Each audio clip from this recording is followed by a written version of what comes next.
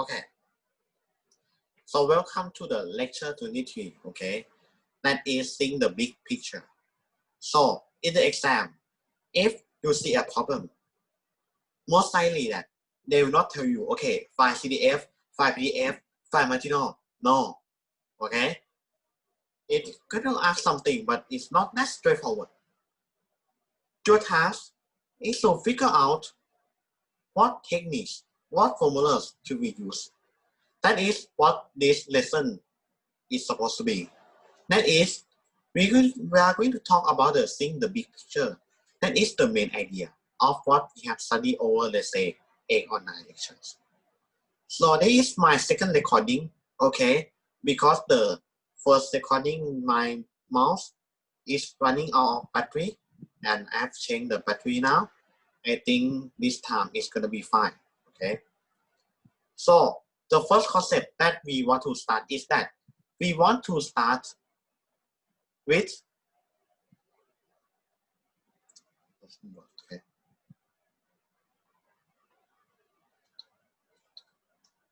we're going to start with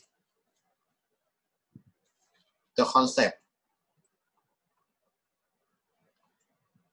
of we're going to start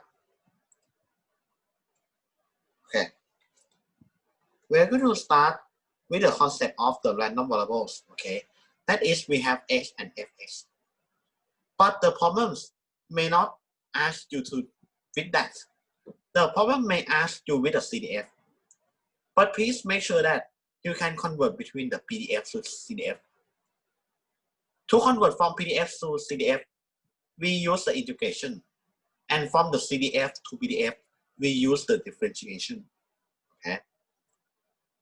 And looking at the left-hand side first, if we talk about the PDF, so first, let's say we have many variables, and we are going to condition on one variable. You can find the back and forth between the conditional distribution and the PDF. But usually, it is the other way around. That is, we have the conditional distribution, and we convert into the random variables. Because we have to find the PDF to do something else in this diagram that I have not written yet. But we have to find this one in order to do a lot more. But the question, the most popular question in this course is that what we wish we knew, okay? What we wish we knew. That will transform from conditional distribution to the random variables, okay? And looking at downward, we can transform this one because we have the conditional, right? If we have the easy conditional, let's say from y to x, but we want to find the difficult one, let's say hard, okay. The hard one is to find from x to y. The answer is here. We're going to find using the base rule, okay. We're going to find using the base rule. We have the easy conditional, hard conditional, and it's going to be the other way around. We're going to use the base rule. So this one we can transform it into this framework. Two-way arrows means that we can go back and forth, okay. Random variables can be converted to the marginal distribution. However, can we transform into this one?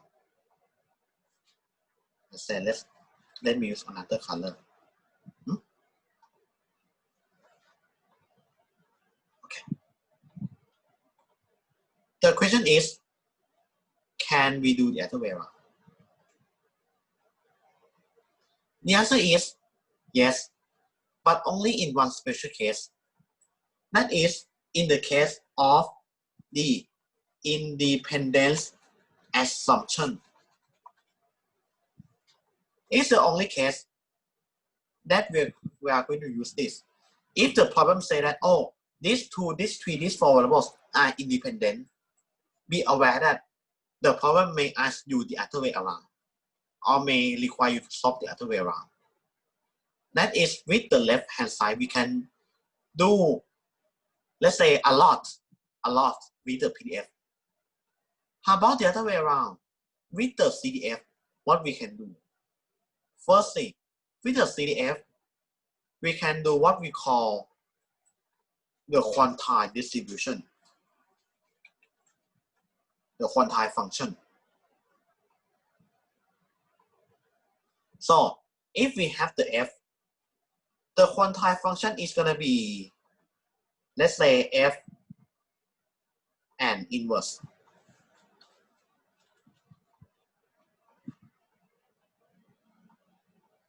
It's going to be F inverse. Okay.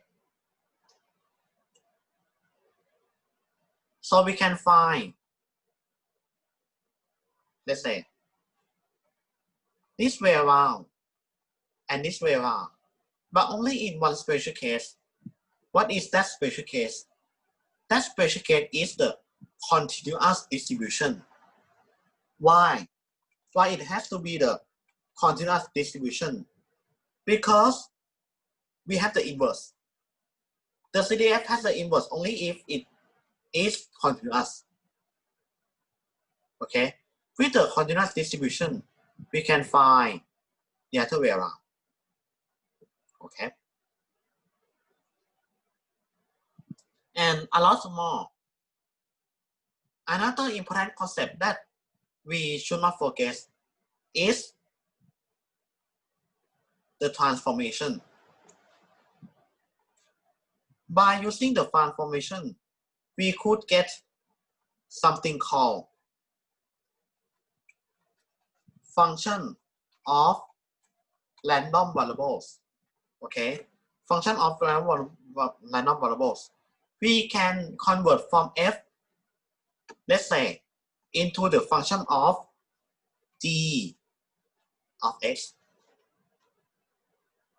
But this process is called the transformation. This one is very critical. I believe that in the exam, okay, in the exam, no matter where you are, if you are taking this subject, there are going to be at least one question that involves the transformation. Okay? So let's recall the formula. What are the approaches? The first one, the first approach, the basic one is the naive approach. Okay? The naive approach. The second one, differentiable and one-to-one. That is, we have function what? Let's say, let me write this one. We have g of y, small g of y, is f of x times what? Times, let's say, the absolute of the derivative of the, let's say, the h inverse of y. Okay, that is the differentiable and one-to-one. If it is multi-variable case, we have to use the concept of the Jacobian. The determinant of Jacobian. And we have to take the absolute of the determinant of the Jacobian of this term. Okay, of this term. Okay. And what are other approaches? Convolution, right? We have, let's say, x1 plus x2 is equal to y. The concept of convolution. And finally, we have the shortcut formula for what? For the linear combination, and it must be invertible so that the function will be g of y. It's gonna be f of a inverse of x,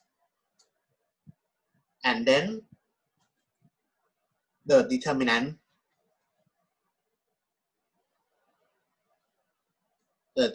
of a inverse.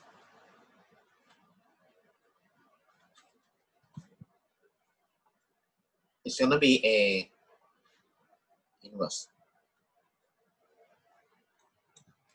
here. Okay.